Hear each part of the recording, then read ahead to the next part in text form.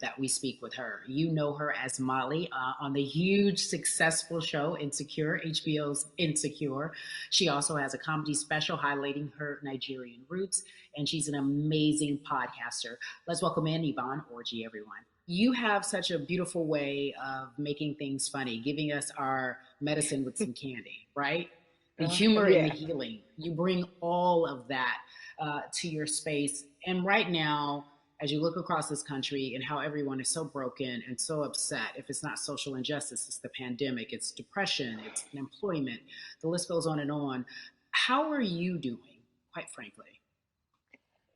I am I'm rediscovering self in a way that is hard but necessary, that will lead to ultimate joy. I know it sounds like a lot, but no, I think I personally think that God put all of us on a global timeout. Like we just, America hasn't done as good as other people when it comes to timeouts, because everyone else is out playing at recess, and we're still in the principal's office hoping and wishing we can come out.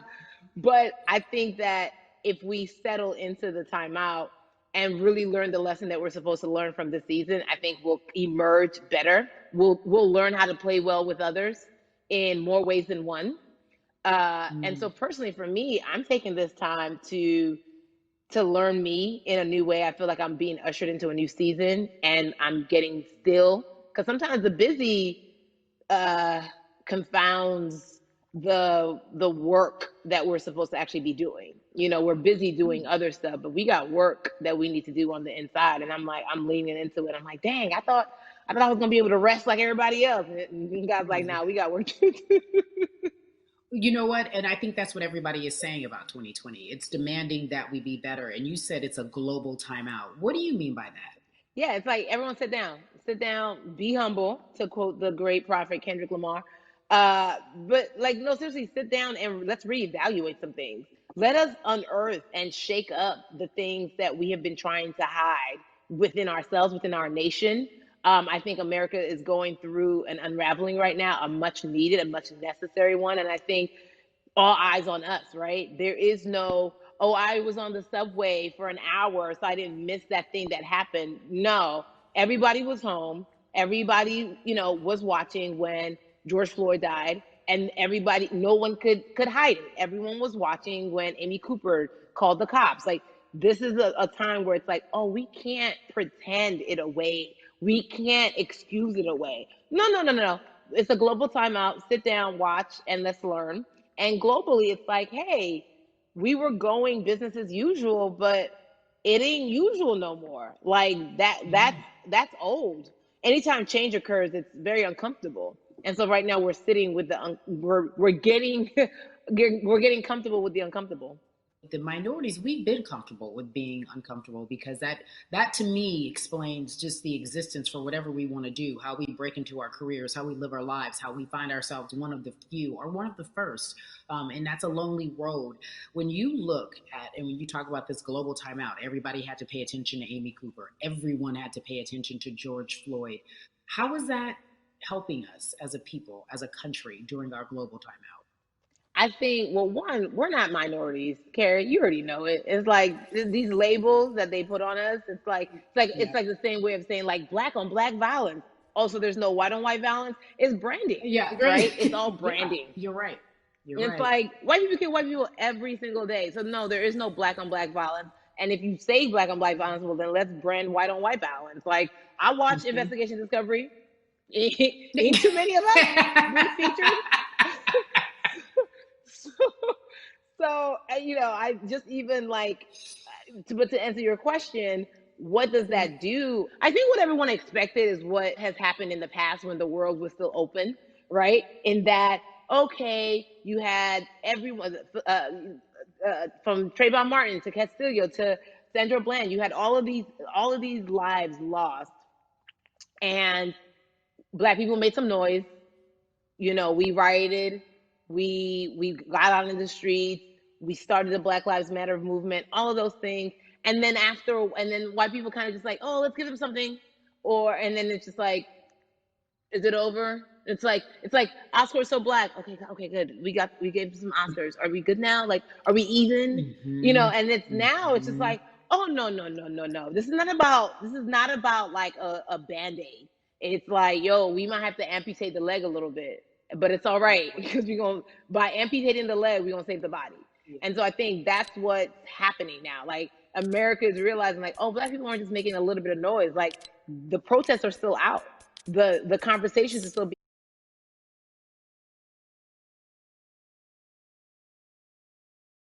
And no, it's not because we need systematic change.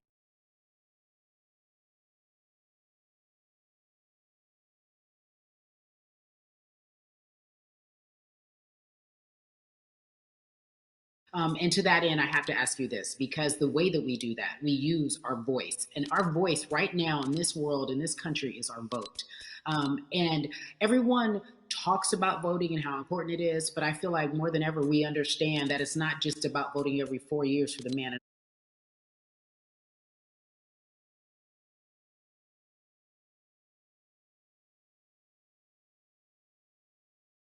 community. If you care about your school district, you can run for the school board. I ask this of you, right? Your parents are from Nigeria. You are Nigerian. You talk about that very lovingly.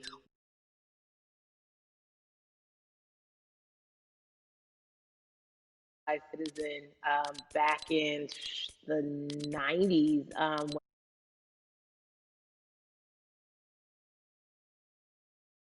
And just even that power of like citizens, one of those big deal because not only do we have the opportunity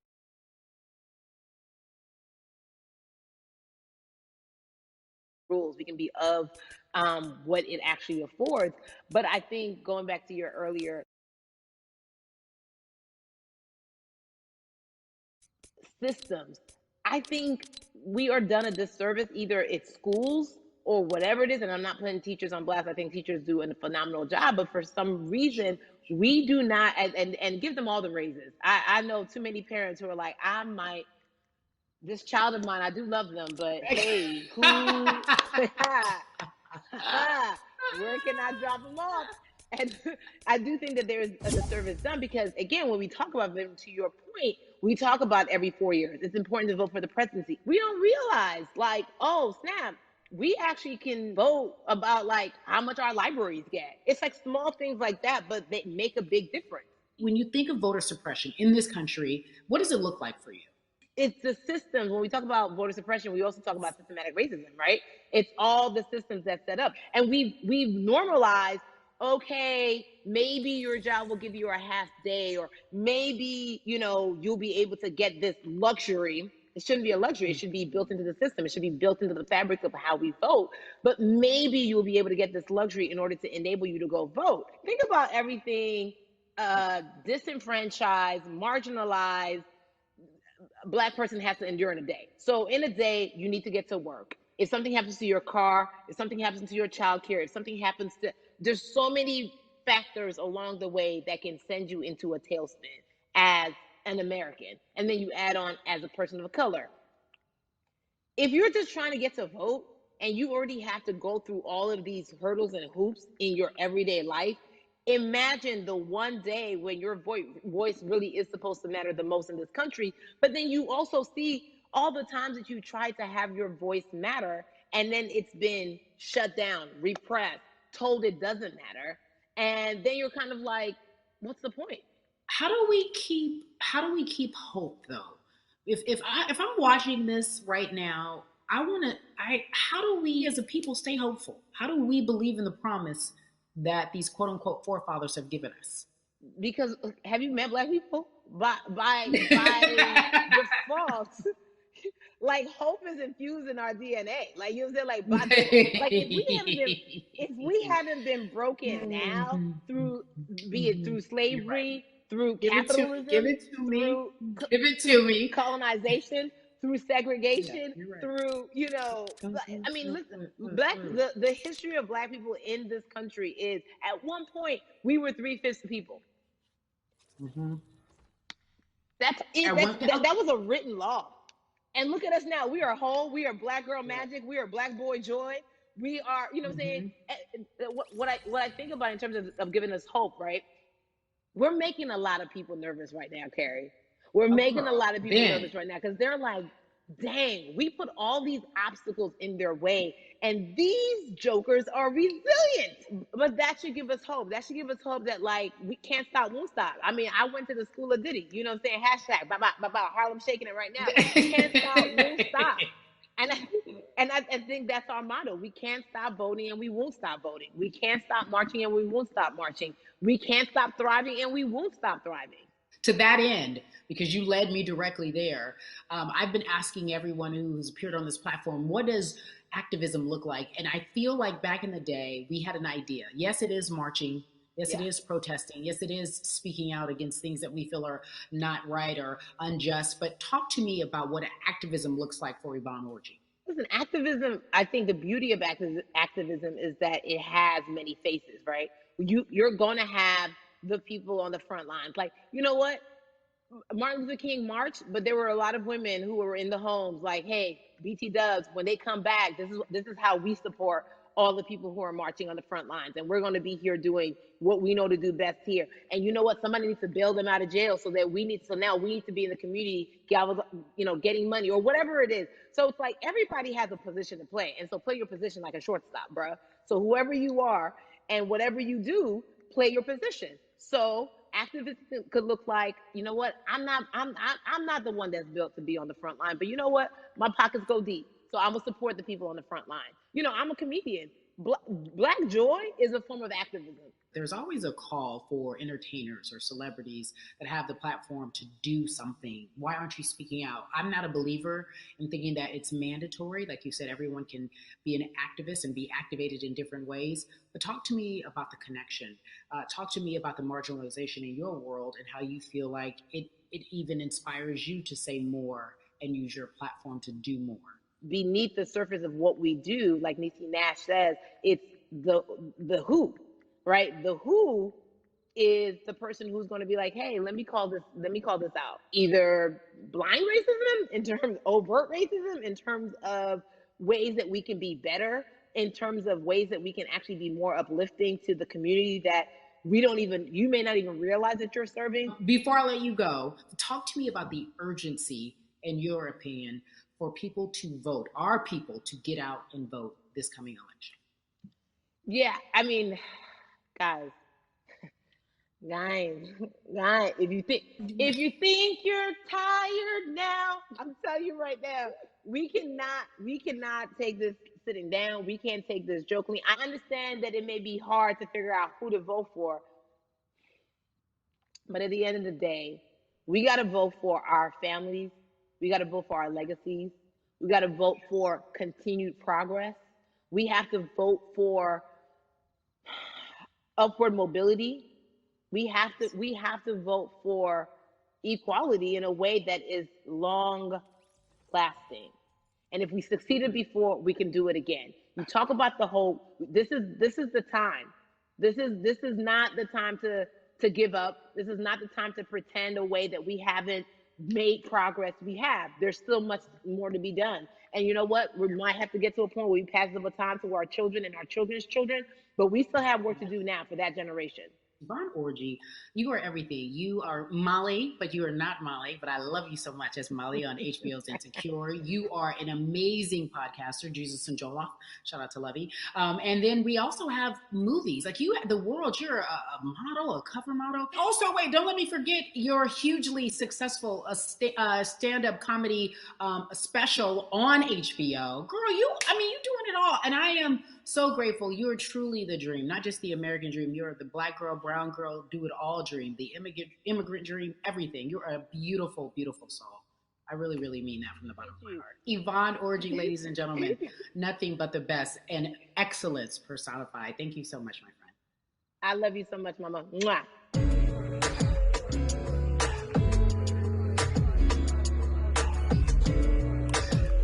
Yeah, la la. So Atlanta has been one of the hotbeds injustice. We've seen so much happen in that city, and we've also seen so much come from that city, including one of our very own founding fathers of the civil rights movement, and that's Martin Luther King Jr. But right now, we want to welcome in someone who has used his platform to talk about voting, to talk about racial injustice, and how he's trying to help. Atlanta's very own Russ joins us now on We the People. Russ, I'm not going to fan out and tell you what some of my favorite songs were that I listened to repeat on yours. We're going to get to the topic at hand. So amazing. We got to talk about, recently you did an interview where you shared your outlook on culture and music. And you also were very candid about the fact that you have a privilege and that it's necessary for you to give back. Tell everybody about what that means. It's very obvious, I'm white and I'm in Black culture and I'm benefiting financially off of it. So I feel like if you're a white person financially benefiting off of Black culture, you have to put finances back into Black culture. It's just that simple. The screenshots with your feelings, it just comes off like fake empathy because it comes off very dismissive and very oh, that sucks for y'all, but anyway, back to what I was doing. Have you felt that way always, or is it now because of the time of where we are in this country? I've always had the feeling. I think now it's just obviously elevated. It's a new level, and there's new, it's to the point now where you can't. First of all, you can't not say anything. Second of all, though, I just think saying something isn't enough anymore. I think if you have the ability to put money back into a culture that you're financially benefiting from, you have the ability to. You should. It's interesting that you talk about it in that way because some people do believe that silence is the best way to go because it's hard to talk race, especially if you're white and you're in the Black culture. People just feel as if they can't talk about it. They feel awkward. They feel as if they don't have the privilege or the voice or the words. How do you find yourself right now in terms of interacting with people when they want to talk to you about social injustice, police brutality? What's going on in this country right now? Well, first of all, picking and choosing whether you want to be silent or not about race, that's a privilege in and of itself. But no, I mean, I try to just do my best to listen to the Black people around me and the educated Black people I have in my life. So I do my best to not act like I have all the answers for everything, especially in a culture that I'm not from. But that's why when we decided to raise the money for Black Lives Matter organizations, when we raised $500,000, we got on the phone with some of the women who started Black Lives Matter. I got on the phone with Tamika Mallory. I was on the phone with Karen Civil and talking with my friends to make sure the money went to like the correct places, and people who really need it. It's just about listening. That's all. It's about listening. Let's talk about that for a moment because the way I think of activism, for me, it looks very differently. It's not necessarily just protesting on the front lines. I think that's great. But what about being an activist in the way in which you have decided to be one? What inspired you? What did it look like? You said you raised money for Black Lives Matter. What did you do? Walk us through everything that you did and how you find yourself in this moment right now.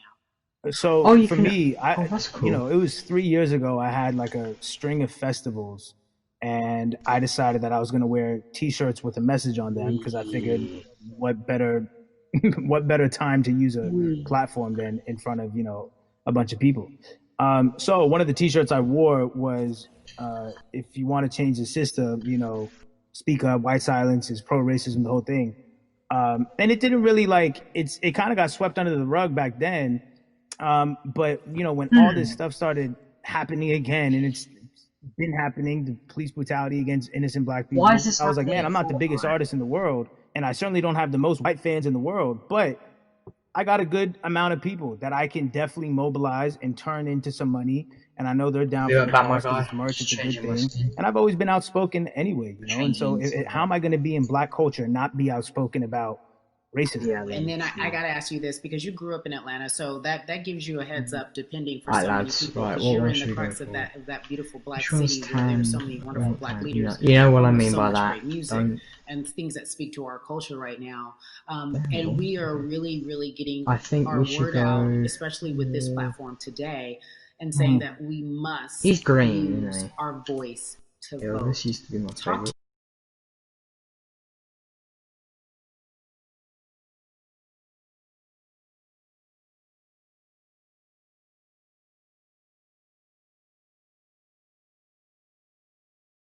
like Look at my that. vote doesn't matter, and Yeah, I don't know, maybe it's because I was younger, maybe it's because I really thought that, or I don't know, but I just think that it's got to, now this is a bit of a privilege to say it's got to a breaking point for me, because obviously it's been past the breaking point for Black people, but I think that as a whole, the young people need to get out and vote, because we're the ones that never show up. You know what I mean? We never show up to vote, but we're the future. So it's like, look, we got to go out there and vote, and then whatever happens, but at least we did our part. You got to do your part. You're very candid in saying that you just decided to vote. And I think there's a beautiful irony in the fact that you have your fans saying, because of you, I'm voting. Right. And there's something beautiful about that. But I want to know why now for you? Why in this moment is it important for you to vote? And what hit your spirit to say, yes, this is the time to do it? Honestly, because I think that George Floyd really woke up a lot of people who, including myself, who I was vocal and outspoken about racism. I put it in my lyrics. I put it on T-shirts. I would talk about it in interviews. Like, I was vocal about it. But that video in that moment, I think me along with a lot of other people just kind of was like, all right, like words are simply not enough anymore. We gotta do something, whether it's raising money, whether it's voting or all the above. Like we got to do something, and I can barely hear I'm ashamed that it took that for me to be like, I need to raise money and I need to vote. It's a shame, and I don't know. I guess it snapped a bunch of people out of it, and even if you were vocal and whatnot, it's time to actually put your money where your mouth is. It's time to go vote. It's time to just stop talking about it and be about it. And it's been time for that, but like I said, I'm ashamed that it took me this long to actually really, really be about it, but I'm here now. So Russ, we all know that this is going to be your first time voting. Tell me what that experience is going to be like for you in terms of what you're excited about. I think what it's going to do for me. It's going to let me know that I'm contributing to something bigger than myself, and I'm actually putting my money where my mouth is, and I'm being about it. Because for so long, and I know I'm not alone with this, but standing on the outside and just screaming about this and that and this should change, and it's like, all right, but did you vote?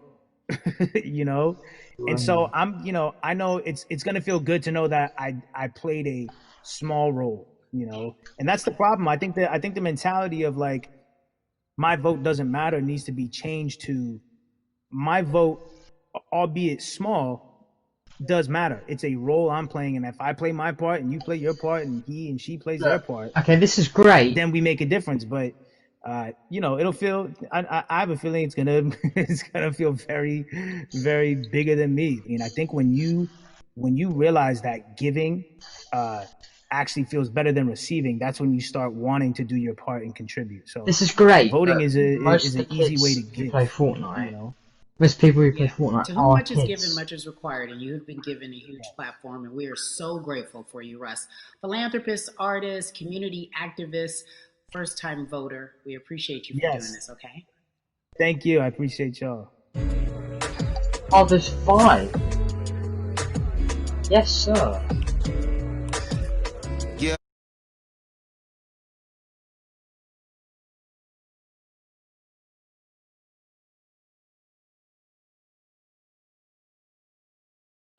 Police brutality and what we can do in this country. Again, we're continuing our conversation, letting you know that your voice is your vote and your vote is your voice. We can change where we are in this country. Currently, I'd like to welcome in Chicago Cubs right fielder Jason Hayward. I appreciate you. I brought in Atlanta and Chicago because I know you grew up in the metropolitan area of Atlanta, more specifically McDonough. Let's be technical. McDonald's. And you have been very vocal throughout this entire time in terms of what our country's been experiencing. Let's look at the past month and a half, if you will.